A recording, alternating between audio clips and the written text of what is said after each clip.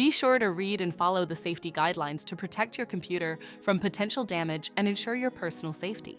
For more information about safety guidelines, see the owner's manual at dell.com/support. Before you begin, turn off the computer and disconnect all the attached peripherals. Before proceeding, ensure your computer is in service mode.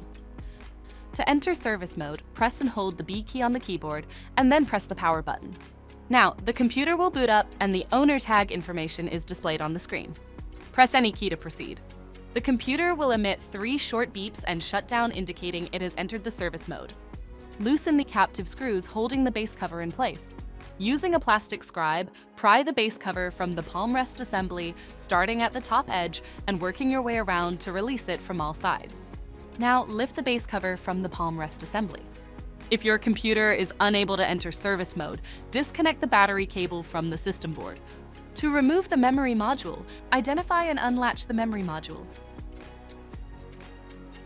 Grasp the module by the edges to remove it from the system. To reinstall the memory module, place it back in the system and relatch it. If the battery cable was disconnected earlier, make sure to reconnect it to the system board. Next, align the base cover with the palm rest assembly and gently place it into position.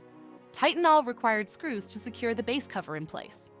To exit service mode, connect the AC adapter and press the power button. Please note, the system will only power on and exit service mode if the adapter is connected. For more information about your Dell system, visit dell.com/support.